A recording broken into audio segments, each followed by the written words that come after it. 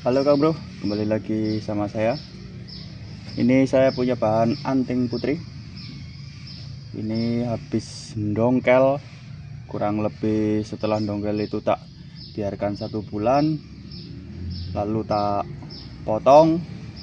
Tapi kayaknya ini belum pas bentuknya Kang Bro.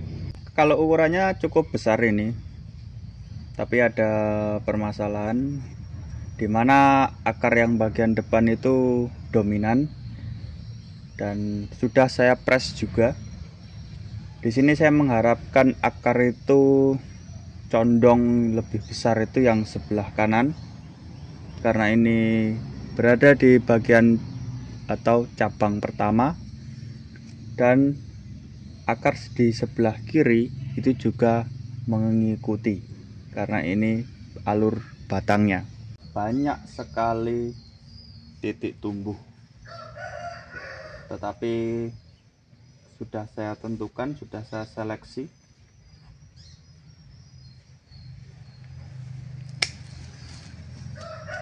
Sedikit-sedikit kita kurangin karena saya nggak mau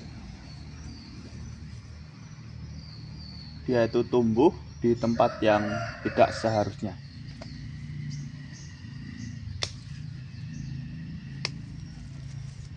Saya sudah mendapatkan 5 titik tumbuh yang akan saya besarkan. Ini sebagai cabang pertama. Ini sepertinya tidak akan saya pakai, tapi tetap saya pelihara karena ini berfungsi untuk narik akar yang masih kecil ini. Seharusnya kan akar di cabang pertama itu lebih besar daripada cabang kedua. Untuk terusannya saya pakai yang ini. Nah, cabang kedua juga saya pakai yang ini. Untuk back yang ini. Jadi kemungkinan akan kita potong bagian seperti ini. Ini juga hasil sementara seperti ini. Jadi masih belum nampak terlihat bentuknya ya. Mungkin kalian melihat, wah ini jaraknya terlalu lebar. Nah, ini begini, ini juga.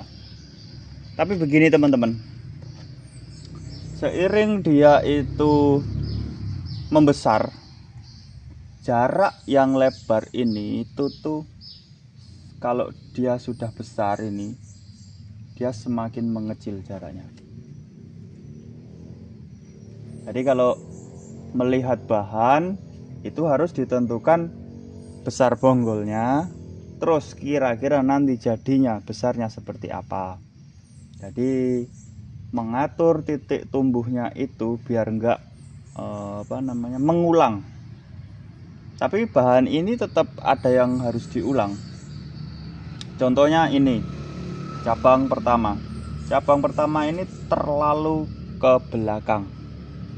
Nah, untuk sementara ini saya tekuk itu agak lari ke depan. Dan seandainya barang ini nanti terlihat kurang bagus, terpaksa harus saya ambil cara lain, misalkan menunggu mata tunas yang sesuai atau dengan cara ditempel. Salep kambium ada bermacam-macam, merek A, B, C, D, E, warnanya juga bermacam-macam. Tapi usahakan kalian kalau mau beli salep kambium itu warnanya itu yang mendekati ke kesan alami. Jangan seperti saya warna oranye, warna hijau. Karena begini, saya itu beli salep atau bikin itu tidak mementingkan warna ya. Jadi pigmen warna saya belinya adanya itu yaitu di daerah saya gitu. Tapi kalau teman-teman mau bikin atau mau beli, usahakan yang bagus warnanya, jadi biar terlihat natural. Kalau mau bikin sendiri juga bisa, bahannya gampang kok. Ya, saya tuh campuran macam-macam. Ada cat anti bocor, mereknya bebas. Ada lem kayu dan pigmen warna. Kalau kalian mau tambahin vitamin boleh, tapi saya cuman pakai lem itu aja, lem sama cat anti bocor. Saya nggak tak kasih obat-obatan apa, itu enggak. Kalau pigmen warnanya yang pewarna tekstil itu juga bisa, yang gambar kodok atau gambar gunting itu bisa. Kalau gambar gunting itu nyebutnya itu wantek. Media tanam saya itu basing, bebas. Jadi sedapatnya saya di rumah ini, di tempat ini. Tapi yang jelas rata-rata itu pasir blader atau pasir peladu itu. Kalau untuk murni pasir campurannya itu saya pakai daun kering. Kebetulan di tempat saya ini ada pohon rambutan, ada pohon nangka, jadi daun kering itu yang saya pakai sebagai komposnya. Cuman belum bisa dibilang kompos karena ini masih mentah. Kenapa saya pakai seperti ini? Dikarenakan bahan saya itu banyak, dan kalau semua media tanam yang saya pakai itu harus beli, nah itu cost-nya itu atau pengeluarannya sangat besar, dan itu tidak cocok bagi saya. Itu di belakang sama seperti ini, dongkelan yang usianya sama, itu di sana 30 batang itu ada. Di sana juga kalau 20 batang itu ada, sama yang sampai ujung.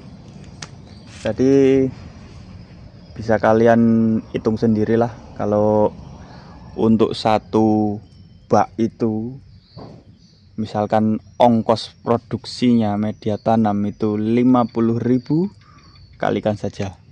Kesimpulannya antara pelit, irit, dan kreatif itu beda tipis. Jadi usahakan itu memanfaatkan barang yang ada di sekitar kita. Toh di sini juga ini masih belum ketemu titik tumbuh yang pas atau calon tangan-tangan atau terusan yang pas. Jadi bahan ini di dalam bak masih lama. Lamanya di bak itu tergantung seberapa cepat dia posisi mata tunasnya itu pas. Ada yang 1 bulan, ada yang 2 bulan di dalam bak ini. Dan nanti ketika mata tunasnya itu sudah pas, nanti akan saya ground ulang. Tapi ngegroundnya nggak di kebun, di pekarangan rumah, biar kita kalau mantau itu enak.